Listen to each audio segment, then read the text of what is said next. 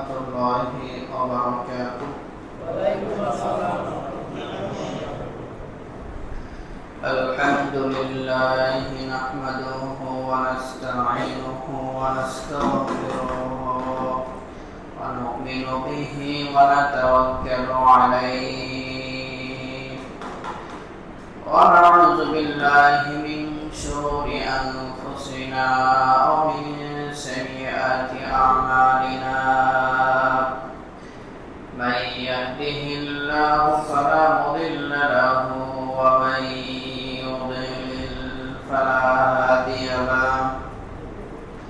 Wa nashhadu an la ilaha illallah wahdahu la sharika lahu wa nashhadu anna sayyidana wa habibana wa maulana Muhammadan abduhu wa rasuluhu alladhi arsalahu bil haqqi bashiran wa nadhira wa da'iyan ila Allahi bi idnihi wa sirajan munira. Faqad qala Allah ta'ala fi kalamihi al-majid wa furqanil hamid. A'udzu billahi minasy syaithanir rajim. Bismillahirrahmanirrahim. Muhammadur Rasulullah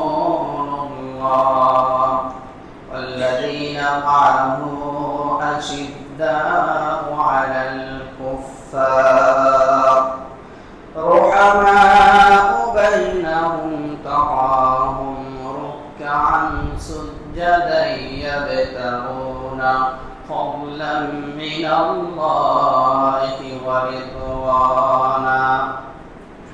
Wa qala ta'ala fi sya'ni rasulih inna Allaha wa malaikatahu yusalluna 'alan nabi ya ayyuhalladzina amanu sallu 'alaihi wa sallimu taslima. Allahumma salli 'ala Muhammad wa 'ala ali Muhammad kama shallaita 'ala Ibrahim wa 'ala ali Ibrahim innaka Hamidum Majid. Allahumma barik 'ala Muhammad wa 'ala ali Muhammad kama barakta 'ala Ibrahim wa 'ala ali Ibrahim innaka Hamidum Majid. Alhamdulillah, আল্লাহ সুবহানাহু ওয়া তাআলার দরবারে অসংখ্য অগণিত শুকর আদায় করছি যে মহান রব্বুল ইজ্জত ওয়াল জালাল আমাদেরকে শারীরিকভাবে সুস্থ থেকে দুনিয়ার সমস্ত ফিতনা ফাসাদ থেকে মুক্ত করে প্রতি সপ্তাহের ন্যায় এই সপ্তাহেও মসজিদে এসে জুমার সালাত আদায়ের জন্য বসা এবং কোরআন ও হাদিস থেকে কিছু কথা বলা ও শোনার তৌফিক যে মহান রব্বুল আলামিন আমাদেরকে দান করলেন, সে মহান সত্তার দরবারে কালিমাতুল শুকর আদায় করছি আলহামদুলিল্লাহ। সম্মানিত ভাইয়েরা, দ্বীনের পথে চলতে হলে, দ্বীন মানতে হলে রাসূলুল্লাহ সাল্লাল্লাহু আলাইহি ওয়াসাল্লামের অনুসরণ করতে হলে সাহাবীদের জীবনী জানাও আমাদের জন্য জরুরি, ঠিক না? কারণ সাহাবায়ে কেরাম হলেন রাসূলুল্লাহ সাল্লাল্লাহু আলাইহি ওয়াসাল্লামের হাতে গড়া মানুষ। আর আল্লাহ সুবহানাহু ওয়া তাআলা আমাদেরকে ঈমানও কিন্তু তাদের মতো ঈমান আনতেই বলেছেন। যেভাবে মানুষেরা ঈমান এনেছে, মানে সাহাবায়ে কেরাম যেভাবে ঈমান এনেছে, তো সাহাবায়ে কেরামের প্রতি বিদ্বেষ রেখে, সাহাবায়ে কেরামের প্রতি হিংসা প্রদর্শন করে, সাহাবায়ে কেরামকে গালিগালাজ করে কেউ মুমিন হতে পারে না। কারণ একজন সাহাবী, আজকে হাদিসের মধ্যে দেখতেছিলাম, একজন সাহাবী আপনি যদি মনে করেন উহুদ পাহাড় সমপরিমাণ নেকি দান করবেন, স্বর্ণ দান করবেন, কি পাহাড় সমপরিমাণ? উহুদ পাহাড়। ওই পরিমাণের স্বর্ণ আপনি আল্লাহর রাস্তায় দান করবেন। একজন সাহাবী হাতের 2 অঞ্জলি সমপরিমাণ, এক মুঠ ব্যবহার করা হয়েছে। এক মুঠ 2 অঞ্জলি, কয় অঞ্জলি? 2 অঞ্জলি, অর্থাৎ আপনি গমের স্তূপের মধ্যে হাত ঢুকাই দিয়েছেন, এই 2 হাতে এভাবে ঢুকাইছেন, যে পরিমাণ উঠছে এটাকে এক মুঠ বলা হয়। কয় মণ? এক মণ। আপনি যদি উহুদ পাহাড় সমপরিমাণ স্বর্ণ আল্লাহর রাস্তায় দান করেন, আর একজন সাহাবী তিনি যে এক মুঠ পরিমাণ গম আল্লাহর রাস্তায় দান করছেন, আপনার উহুদ পাহাড় সমপরিমাণ সর্বদান ওই সাহাবীর এক মুঠের সমপরিমাণ হবে না। কেন হবে না? তার ঈমানের দাম আর আমার ঈমানের দাম কি আছে? আসমান জমিনের চাইতেও বেশি ব্যবধান। বুঝতে পারছেন? এটা বোঝাবার ক্ষেত্রে একটা দৃষ্টান্ত দেই। হযরতে আবু বকর রাদিয়াল্লাহু আনহু, ওনার নাম কি আমাদের পরিচিত না? কি বলেন, পরিচিত তো? এই আবু বকর রাদিয়াল্লাহু আনহুকে হিজরতের 6 মাসের মতো পূর্বে রাসূলুল্লাহ সাল্লাল্লাহু আলাইহি ওয়াসাল্লাম বলেছিলেন, আবু বকর, মক্কার পরিবেশ তো ভালো মনে হয় না, হিজরত করা লাগতে পারে। কি করা লাগতে পারে? হিজরত করা লাগতে পারে, প্রস্তুত থেকো। হিজরতের রজনীতে বিশ্বনবী সাল্লাল্লাহু আলাইহি ওয়াসাল্লাম যখন গভীর রাতে তো আবু বকর রাদিয়াল্লাহু আনহুর দরজার সামনে দাঁড়িয়ে যখন দরজায় করাঘাত করলেন, আবু বকর বাড়িতে আছো নাকি? সঙ্গে সঙ্গে দরজা খুলে দিলেন। আল্লাহ রাসূল সাল্লাল্লাহু আলাইহি ওয়াসাল্লাম আশান্বিত হয়ে গেলেন। মোটামুটি দরজায় করাঘাত করার কয়েক সেকেন্ড তো লাগে দরজা খুলতে, টাইম লাগে না? আর দরজায় করাঘাত করার সঙ্গে সঙ্গে দরজা খুলে গেল। আল্লাহ রাসূল সাল্লাল্লাহু আলাইহি ওয়াসাল্লাম আশান্বিত হয়ে জিজ্ঞেস করলেন, আবু বকর, কি ব্যাপার, তুমি কি ঘুমাওনি? আমার ভাইয়ের এক কথা মনে পড়ে, সাইয়েদনা হযরত আবু বকর রাদিয়াল্লাহু আনহু বললেন, ইয়া রাসূলুল্লাহ, ইয়া হাবিবাল্লাহ, আপনি যখন 6 মাস পূর্বে বলেছিলেন আবু বকর প্রস্তুত থেকে হিজরত করা লাগতে পারে, ইয়া রাসূলুল্লাহ, এই 6 মাস যাবত আমি রাতের বেলায় সজাগ থাকি। কারণ কি? না জানি গভীর রজনীতে আপনি এসে আমার বাড়ির দরজার সামনে দাঁড়িয়ে থাকেন, আর আবু বকর বলে ডাকাডাকি করবেন, আমি আবু বকর ঘুমিয়ে থাকবো, আপনি দাঁড়িয়ে থাকবেন। ইয়া রাসূলুল্লাহ, আপনার কষ্ট হবে, আপনার কষ্ট যাতে না হয়, আপনার কষ্ট আমি বরদাস্ত করতে পারবো না, সেজন্য আমি ওই 6 মাস যাবত প্রিপারেশন নিয়ে আছি। সমান হবে? আল্লাহ রাসূল এমনি বলেন নাই যে তোমাদের আমার সাহাবীদের এক মুঠ সমপরিমাণ দান আর তোমাদের উহুদ পাহাড় সমপরিমাণ স্বর্ণদান কখনো আমার সাহাবী ধারের কাছে আসতে পারবে না। এমনকি অর্ধমত যদি কেউ দান করে, এক অঞ্জলি, কয় অঞ্জলি? এক অঞ্জলি, তাও আপনি উহুদ পাহাড় সমপরিমাণ দান করছেন স্বর্ণ, আর সাহাবী এক অঞ্জলি দান করছেন, সমান হবে? আরেকটু আগে সামনের দিকে হযরত আবু বকর রাদিয়াল্লাহু আনহুকে নিয়ে রাসূলুল্লাহ সাল্লাল্লাহু আলাইহি ওয়াসাল্লাম গভীর রাতে হাঁটা শুরু করলেন ওই হিজরতের রজনীতে।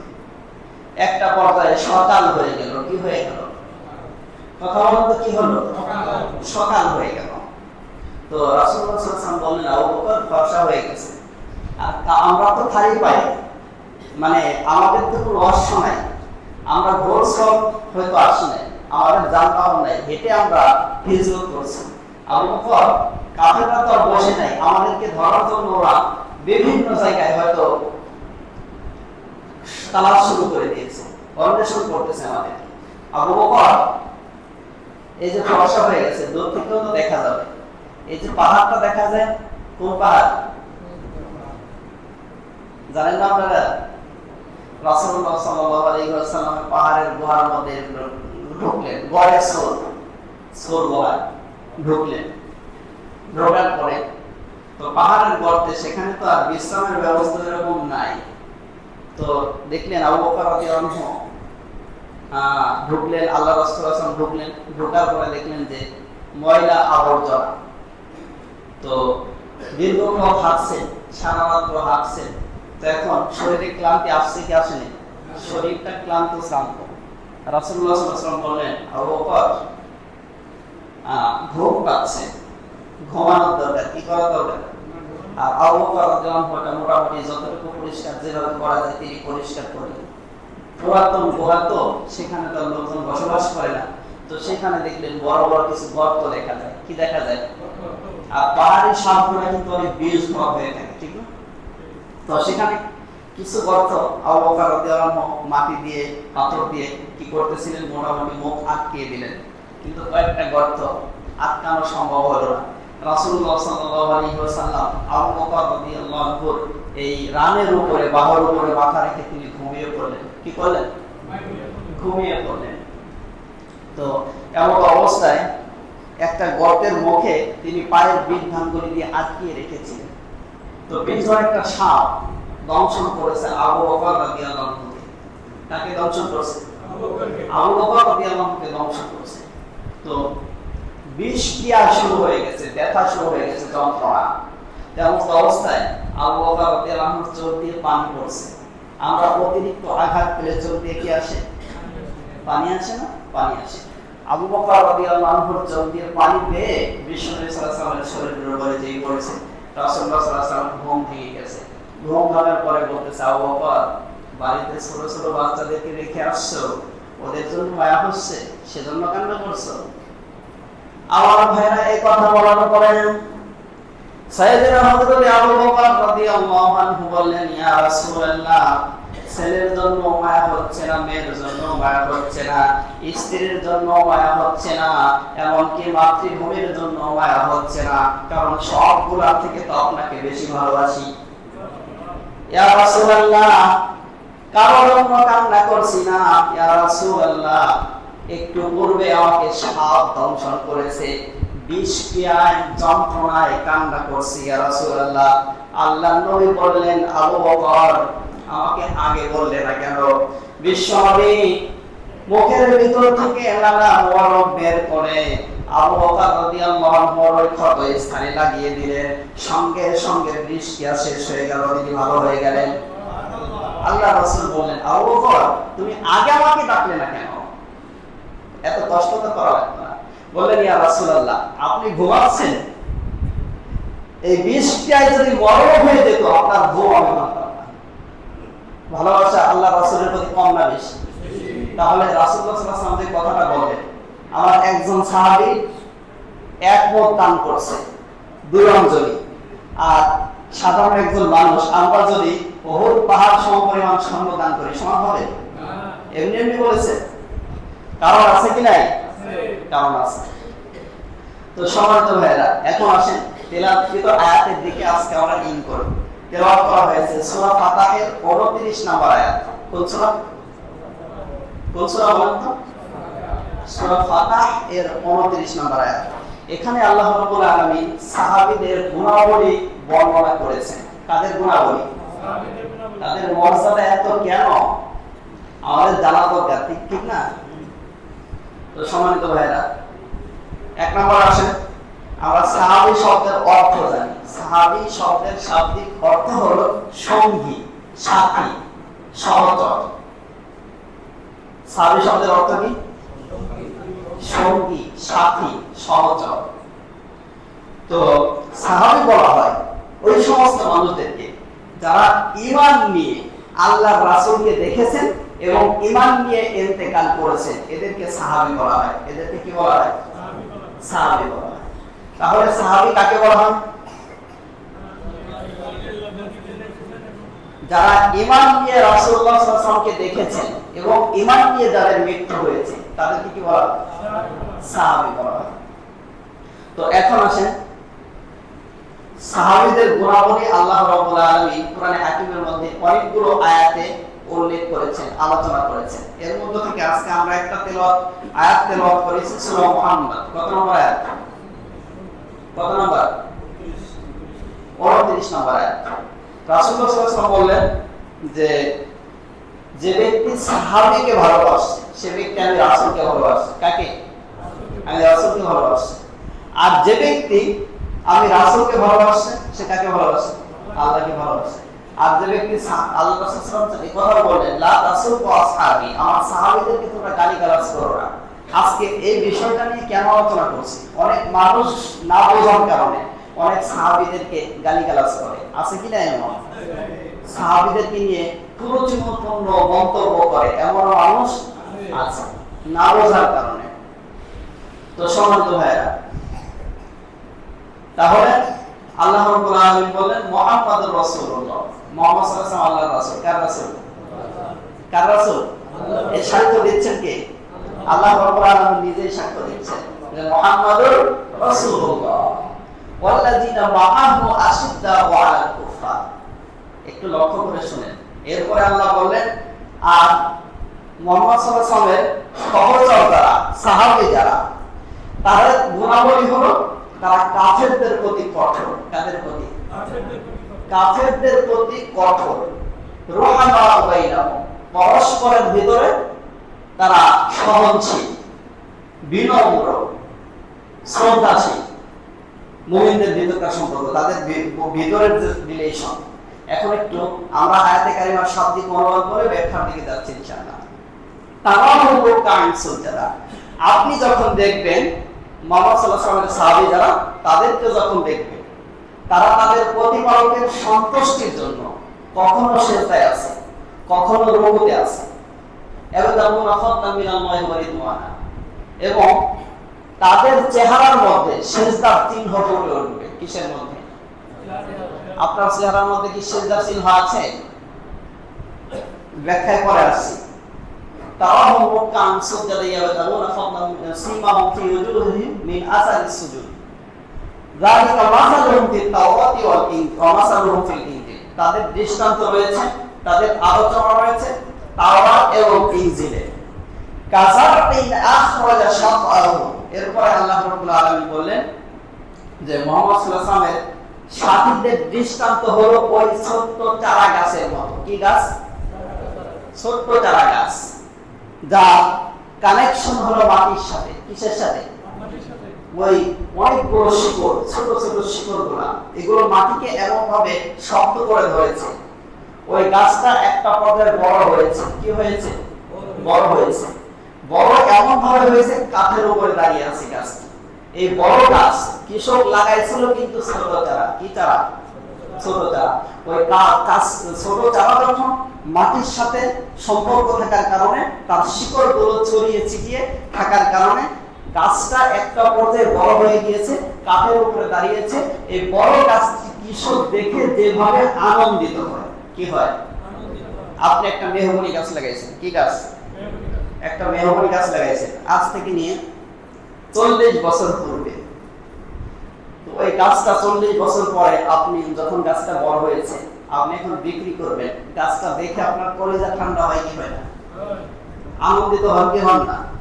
আল্লাহ তাআলা বললেন যে মুহাম্মদ সাল্লাল্লাহু আলাইহি ওয়াসাল্লামের সাথী বর্গদের দৃষ্টান্ত হলো ওই ছোট্ট একটি চারা গাছের মতো, যেটাকে রোপণ করা হয়েছিল, যেটা মাটির সাথে কানেকশন থাকার কারণে, শিকড়গুলো ছড়িয়ে ছিটিয়ে থাকার কারণে, মাটিকে মজবুত করে ধরার কারণে গাছটা একটা পর্যায়ে বড় হয়ে কাঠের উপরে দাঁড়াইছে। মুহাম্মদ সাল্লাল্লাহু আলাইহি ওয়াসাল্লামের সাথী বর্গদের দৃষ্টান্ত হলো ওই ছোট্ট গাছের চারার মতো। তারা কি করেছেন? বিশ্বনবী সাল্লাল্লাহু আলাইহি ওয়াসাল্লামের পৃষ্ঠপোষক ছিলেন এবং বিশ্বনবী সাল্লাল্লাহু আলাইহি ওয়াসাল্লামের সাহায্যকারী ছিলেন। কি ছিলেন? সাহায্যকারী। এখান থেকে শিক্ষা বের করতেছি আমরা ইনশাআল্লাহ।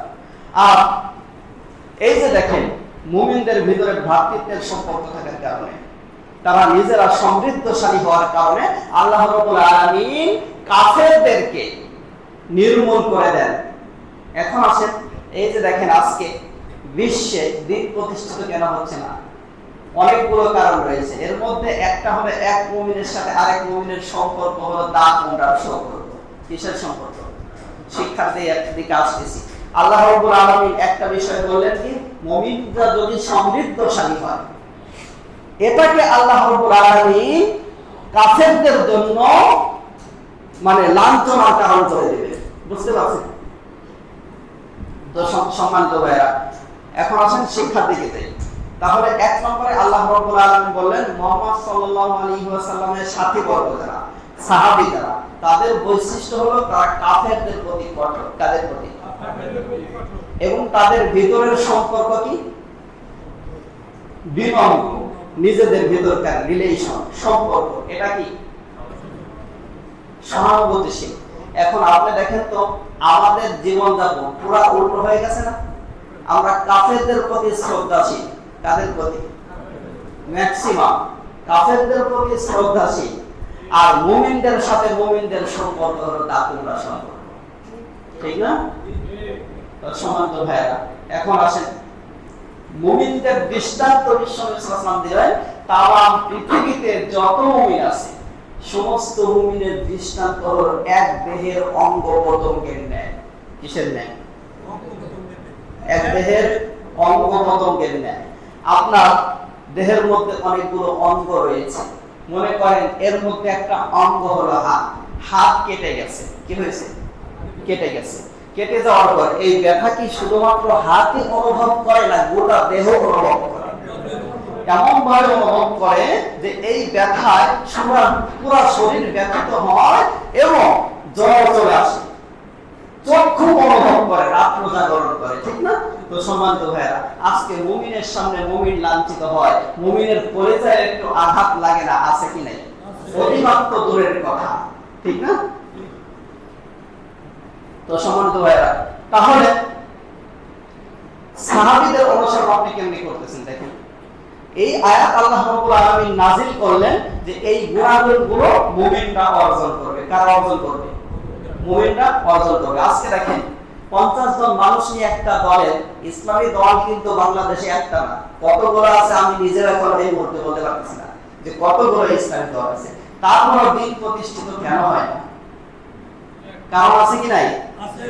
হ্যাঁ, দেখেন যারা ইফরাত করবে, তবে পার্থক্য যারা সৃষ্টি করবে, এদেরকে জাহান্নামে যাওয়া লাগবে। সূরা আলে ইমরানের মধ্যে আল্লাহ রাব্বুল আলামিন স্পষ্টভাবে বলেন, আপনি যদি দিনের দায়ী নিজেকে দাবি করেন তাহলে আপনার উদ্দেশ্য থাকবে জাতিকে একত্রিত করা, ঠিক না? 50 জন মানুষের সামনে আপনি বক্তব্য দিতেছেন আর আপনি মনে করেন যে সেখানেও আপনি বড় পার্থক্য, দল পার্থক্য সৃষ্টি করতেছেন। আপনার উদ্দেশ্য ভালো না। উদ্দেশ্য ভালো হয়ে থাকলে আপনি দিন বুঝেন না। এখন আছে কি নাই এক দল আরেক দলকে গালিগালাজ করে, কটূক্তি করে, আছে কি নাই? আর ওলামায়ে কেরামের দিকেও বাঁকা নজরে তাকায়, আছে না? একটু বোঝাবার ক্ষেত্রে বলি, যারা এদেশে যারা তাবলীগ করে, কি করে? তাবলীগ করে, অবশ্যই ভালো কাজ করতেছে, নিজের খায়া নিজের পকেটের টাকা খরচ করে। এই লোকটাকে খারাপ কাজ করতেছে না ভালো কাজ করতেছে? এখন আপনি বলতেছেন আপনি তো তাবলীগ করেন না, আপনি মনে করেন যে ব্যক্তি তাবলীগ করতেছে সে বলতেছে যে দিনের সব কাজ আমিই করব, আমি সঠিক পথের উপরে আছি, সঠিক পথের উপরে আছি, আর বাদ বাকি যা আছে এরা কিছুই করতেছে না। তাহলে লোকটা জ্ঞানী না মূর্খ? কথা বলেন। আবার যে ব্যক্তি ইমামতি করতেছে সে তো দিনের খেদমত করতেছে, কি করতেছে? এখন সে যদি বলে থাকে আমি দিনের খেদমত করতেছি, আমি একাই হকের উপরে আছি, আর বাদ বাকি যা আছে সব গোমরা, এর মতো মাথা খারাপ কি আর হতে পারে? আবার যে ব্যক্তি মনে করেন জামাত ইসলাম করতেছে, সে মনে মনে চিন্তা করতেছে আমি একাই সঠিক পথে আছি, আমি একাই দিন কায়েম করতেছি, আর বাদ বাকি যা আছে ওরা দিনের কিছুই বোঝে না। এটা মূর্খ না জ্ঞানী? কথা বলেন।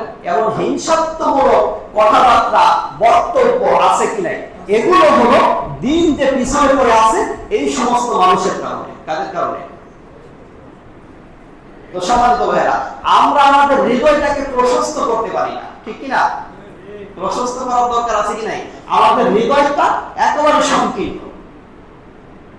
যে ব্যক্তি তাবলীগের কাজ করতেছে সে তো দিনের কাজ করতেছে, তার যে গুড সাইড গুলো আছে এগুলো আমরা গ্রহণ করতে পারি না। আবার যে ব্যক্তি জামাত ইসলামের কাজ করতেছে সে ব্যক্তি যে গুড সাইড গুলো আছে সেগুলো আপনি নেন। আবার যে ব্যক্তি ওয়াজ করতেছে, নসিহত করতেছে, তার যে গুড সাইড গুলো আছে সেগুলো আপনি নেন। দেখেন আমাদের অবস্থা খুবই খারাপ। আল্লাহ তাআলা কি বললেন যে মুহাম্মদ সাল্লাল্লাহু আলাইহি ওয়াসাল্লামের সাহাবী যারা, সহচর যারা, তাদের বৈশিষ্ট্য কাফেরদের প্রতি কি কঠোর, এবং নিজেদের ভিতরকার সম্পর্ক হলো সহানুভূতিশীল। কই গেল আপনার? আর আপনি নিজে যে কাজ করতেছেন, নিজের কাজটাকে সঠিক মনে করে সবগুলোকে আপনি ভ্রান্ত মনে করতেছেন, এটা তো কোনো মুমিনের লক্ষণ হতে পারে না। আর মুমিনের লক্ষণ কি? আল্লাহ রাব্বুল আলামিন কোরআনে হাকিমের মধ্যে বললেন, ওমান আহসানু কাওলাম মিম্মান দাআ ইলাল্লাহি ওয়া আমিলা সালিহান ওয়া ক্বালা ইন্নানি মিনাল মুসলিমিন। আল্লাহ রাব্বুল আলামিন বলেন, ওই ব্যক্তির কথা থেকে উত্তম কথা কার হতে পারে? যে ব্যক্তি মানুষদেরকে আল্লাহর দিকে ডাকে। কার দিকে? কার দিকে ডাকে? আল্লাহর দিকে ডাকে, নিজে নেক আমল করে এবং বলে আমি সাধারণ মুসলমানের ভিতর থেকে একজন। কাদের ভিতর থেকে? সাধারণ মুসলমানের ভিতর থেকে একজন। আর আপনি এখানে বলতেছেন আমি স্পেশাল। আমি কি? আপনার বক্তব্যের মাধ্যমে এটাই কিন্তু প্রতীয়মান হচ্ছে, এটাই বোঝা যাচ্ছে। সেজন্য দিনের দায়ী যারা হবে, এদের কোনোভাবে এদের হৃদয়টা সংকীর্ণ থাকবে না। কি থাকবে না? এদের হৃদয়টা কি থাকবে? প্রশস্ত থাকবে। আজকে মনে করেন বড় পরিতাপের সাথে বলতে হয়, আপনার দুইটা ছবি বই বইরা নিজে বক্তব্য দিতেছে, আলেম বিদ্বেষী বক্তব্য আছে কি নাই? সংশোধন হওয়া লাগবে। কারণ বিশ্বনবী সাল্লাল্লাহু আলাইহি ওয়াসাল্লামের আরে এমন কথা বলতেছে, সে যে কাজ করতেছে, সে বলতেছে আমরাই সব কাজ করে ফেললাম আর আলেমরা সব বসে আছে। আপনি যে কথা বলতেছেন এই অবদান তো আলেমের অবদান, ঠিক না? কথা বলেন। আপনি সালাতে ঢুকছেন, এই অবদানটা কার? আল্লাহ তো হেদায়েত দিয়েছেন কার মাধ্যমে? এখানে অবদান আলেমের আছে কি নাই? বড় আশ্চর্যান্বিত হয়ে গেল। আমি দুটি বিষয় সেদিন মার্ক করেছি, বলেছিও যে ব্যক্তি কথাগুলো বলেছে আমি তার কাছে অবশ্য সংখ্যা দিয়ে দিচ্ছি পৌঁছাইতে। মারাত্মক ভুল, আপনার সংশোধন হওয়া লাগবে।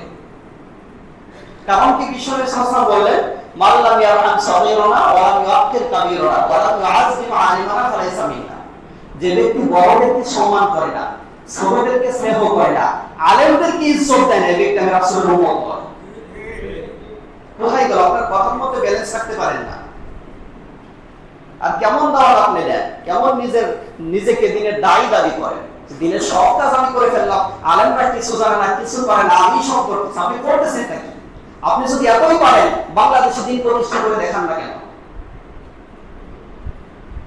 সেজন্য শয়তান চায় মানুষদেরকে নেক সেবাতে ধোঁকা দিতে। কোন সেবাতে? যে যে লাইনে মেহনত করে তাকে ওই লাইনে শয়তান ধোঁকা দেবে। বুঝতে পারছেন? একজন আলেমের কাছে সাধারণ শয়তান আসবে না। শয়তান কোন সুরাতে আসবে? একজন দিনের দায়ীর কাছে কোন সুরাতে আসবে? দায়ীর বেশি আসবে। ওই লাইনে শয়তান ধোঁকা দিতে চেষ্টা করবে। সেজন্য আমাদের সংশোধনী দরকার। কি দরকার? তো যে কথা বলছিলাম যে মুমিনদের সম্পর্ক হবে মুমিনদের সাথে কেমন? সহানুভূতিশীল। আজকে দেখেন মুমিন কষ্টে আছে, আর আপনি আরামায়েশে জীবন যাপন করতেছেন। আল্লাহ রাসূল সাল্লাল্লাহু আলাইহি ওয়াসাল্লাম কি বলেন? আল মুসলিমু আখুল মুসলিম। এক মুসলিম হলো আরেক মুসলিমের ভাই। কথা বলেন তো, এক মুসলিম আরেক মুসলিমের ভাই। ওই মুসলিম আরেক মুসলিমের উপর জুলুম করবে না। কি করবে না? জুলুম করবে না। ওয়া ইয়াজুরুহু, তাকে বেইজ্জতিও করবে না, তাকে লাঞ্ছিতও করবে না। আজকে এক মুমিন আরেক মুমিনের মানে মানহানি করে এমন দৃষ্টান্ত আছে কি নাই? এক মুমিন আরেক মুমিনের ভালো চায় না, গালিগালাজ করে, তার উপরে জুলুম করে, আছে কি নাই? অথচ আল্লাহ রাসূল সাল্লাল্লাহু আলাইহি ওয়াসাল্লাম কি বললেন? ওয়াল্লাহি লা ইউমিনু, ওয়াল্লাহি লা ইউমিনু, ওয়াল্লাহি লা ইউমিনু। সহিহ মুসলিমের বর্ণনা। তিনবার আল্লাহ রাসূল কসম করেন। কয়বার? তিনবার। তিনবার কসম করে বিশ্বনবী বললেন আল্লাহর কসম ওই ব্যক্তি মুমিন না, আল্লাহর কসম ওই ব্যক্তি মুমিন না, আল্লাহর কসম ওই ব্যক্তি মুমিন না যার হাত থেকে তার প্রতিবেশী নিরাপদ নয়। তার প্রতিবেশী নিরাপদ নয়। আপনি দেখেন তো গাছ লাগানোর সময় বাঁকা করে লাগাইছেন যাতে করে প্রতিবেশীর দুয়ারে পাতা পড়ে, ছায়া পড়ে, ওই গাছের তলায় আর কিছু না হয়। এমন আছে কি নেই? আছে। তো সম্মানিত ভাইরা, ঘর বানানোর সময় প্রতিবেশীর মধ্যে এক বিঘত ধরে গেছেন, আপনি প্রতিবেশীর পাশাপাশি জমি চাষ করতেছেন, আলকাইদে মসজিদ বানায় ফেলাইছেন, একজনের ক্ষেতের মধ্যে ঢুকে গেছে, এই ব্যক্তি কি মুমিন হতে পারছে? আল্লাহ রাসূল কয়বার পছন্দ করলেন? তিনবার। আল্লাহ এই ব্যক্তি আলহাজ হতে পারে, ইমাম হতে পারে, বা এলাকার মধ্যে প্রভাবশালী ব্যক্তি হতে পারে, তার কর্তৃত্ব থাকতে পারে, তার পলিটিক্যাল পাওয়ার থাকতে পারে, কিন্তু সে আল্লাহ রাসূলের এই ব্যক্তি মুমিন হতে পারে না। আরেক ব্যক্তির প্রসঙ্গে আল্লাহ রাসূল সাল্লাল্লাহু আলাইহি ওয়াসাল্লাম বললেন যে ওই ব্যক্তি মুমিন নয় যে ব্যক্তি পরিতৃপ্ত হয়ে খাবার খায়, অথচ আল্লাযী লা ইয়াশবা জারু, আল্লাযী ইয়াশবা জারু, অথচ তার প্রতিবেশী অনাহারে রাত্রি যাপন করে। আজকে তো নিজেকে নিয়ে ব্যস্ত, কাকে নিয়ে ব্যস্ত? কথা বলেন। অন্যের কষ্ট বোঝার চেষ্টা করি না, অন্যের সমস্যা সমাধানের চেষ্টা করি না, খুব কমই করি আমরা, ঠিক না? অথচ সাহাবীদের বৈশিষ্ট্য কেমন ছিল আপনি অবাক হয়ে যাবেন। আমার ভাইয়েরা, একদিন রাতের বেলায়, কোন সময় এই ছোট্ট হাদিসটা দৃষ্টান্ত দিচ্ছি, রাতের বেলায় মদিনার বাহিরে থেকে বহিরাগত একজন মেহমান এসেছেন। কোথায়? মদিনায় এসেছেন। রাতের বেলায় এশা সালাত শেষ। তো এমন অবস্থায় রাসূলুল্লাহ সাল্লাল্লাহু আলাইহি ওয়াসাল্লামের সাথে অপরিচিত মেহমান সাক্ষাৎ করলেন। কি করলেন? সাক্ষাৎ করলেন। তো সাক্ষাৎ করার পরে আল্লাহ রাসূল সাল্লাল্লাহু আলাইহি ওয়াসাল্লাম এশার সালাত শেষ করলেন। শেষ করে সাহাবীদেরকে বললেন, আমার সাহাবীরা, আমার বাসায় একজন মেহমান আগমন করেছেন, তার তো রাতের খাবারের দরকার, আমার বাসায় এই পরিমাণ খাবার নাই যে আমি তাকে দেব, আমার বাসায় খাবার নেই, তোমাদের ভিতর থেকে কেউ আছো তাকে নিয়ে যাওয়া মেহমানদারি করবা?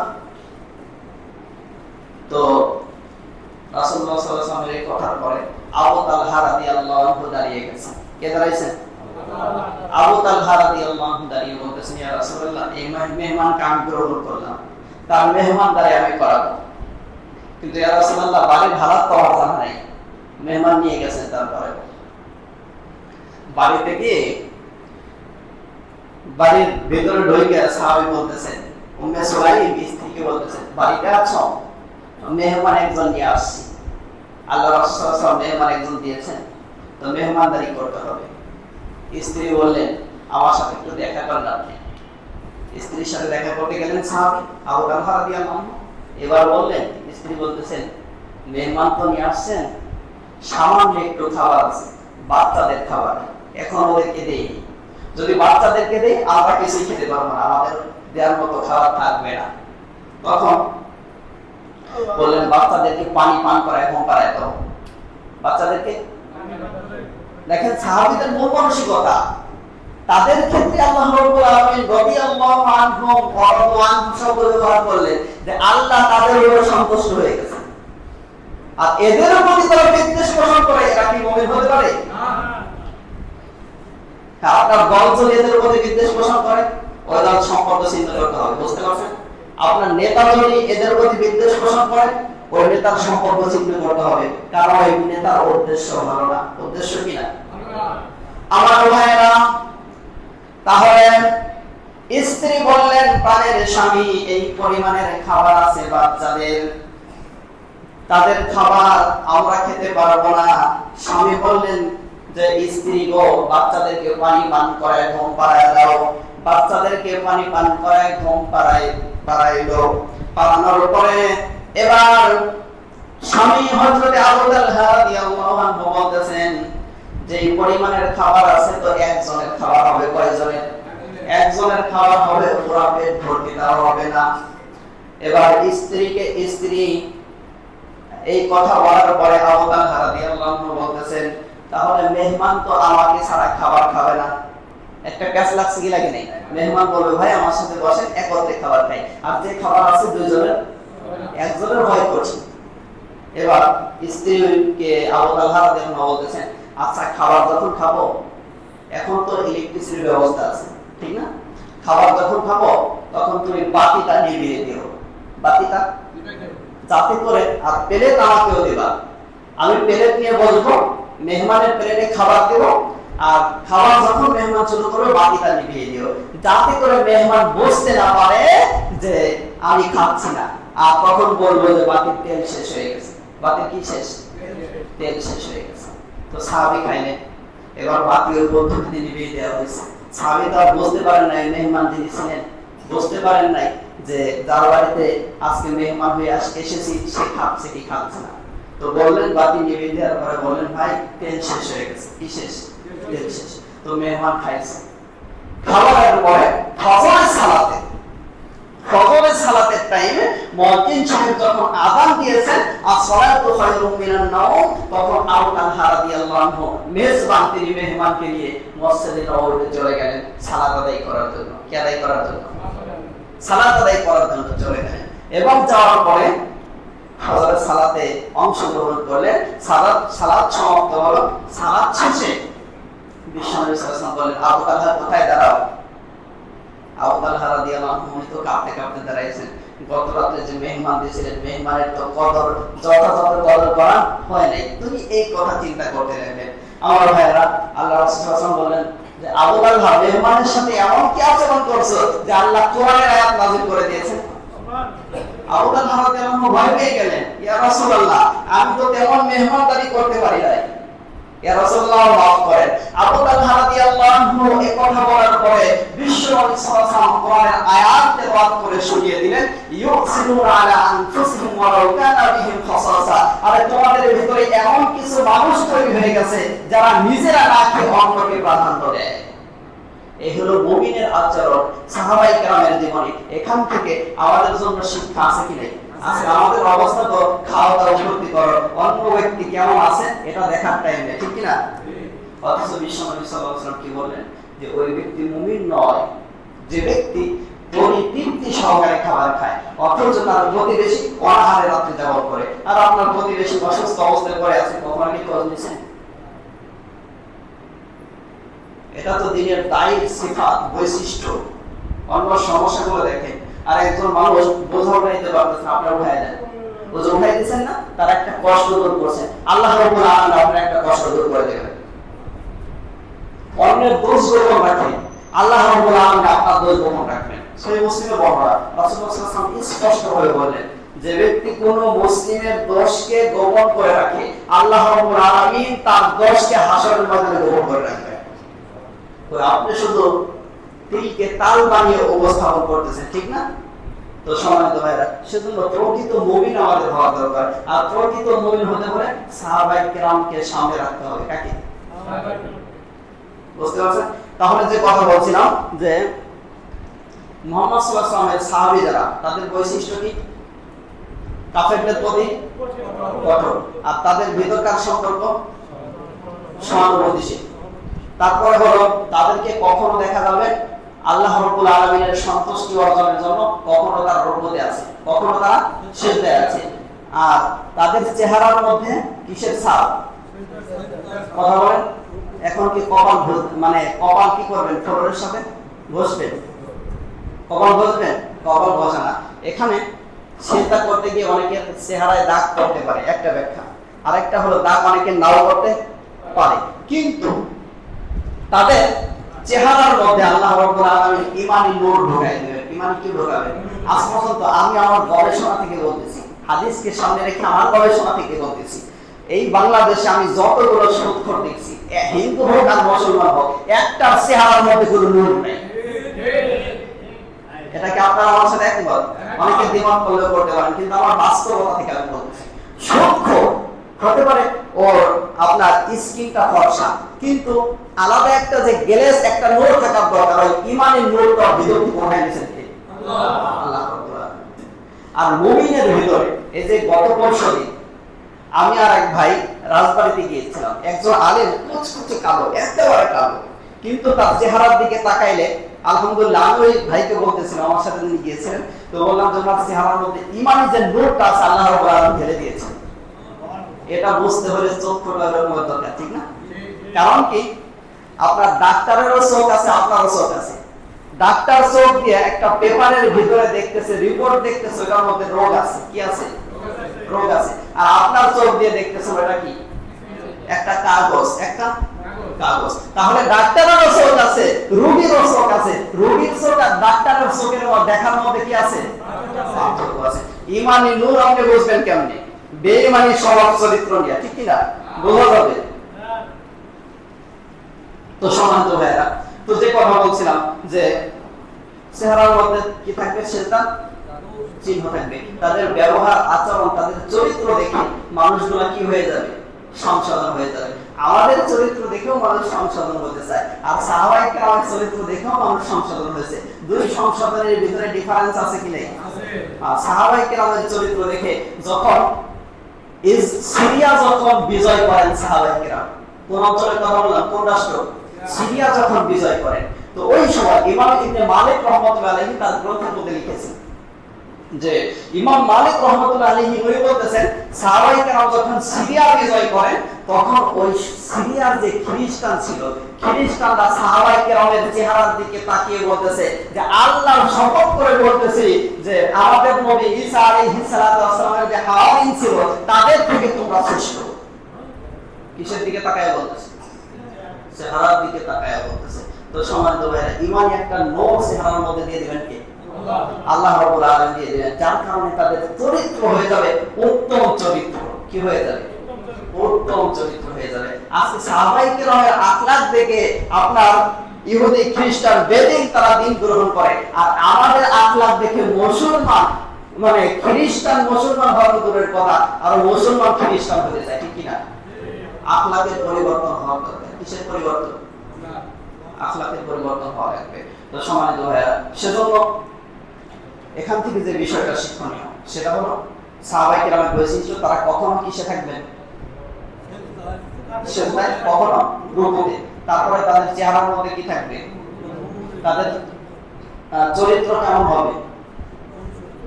সুন্দর চরিত্র হয়ে যাবে। এই গুণগুলো আমাদের অর্জন করার দরকার না, আল্লাহ আমাদের অর্জন করার তৌফিক দান করেন। আরেকটা বিষয় হলো ওই যে আগামী কুরবানি তো নিকটে, ঠিক না? ঈদের মানে কিন্তু আপনারা ওই যে তিরিপলার জন্য টাকা দিতে চাইছিলেন বা কিনে দিতে চাইছিলেন, ওটা ইনশাআল্লাহ মাথায় রাখেন, ওদের দ্রুত দেওয়ার চেষ্টা করবো আমরা সকলে। আল্লাহ তৌফিক দান করেন। যারা সালাত আদায় করেন নাই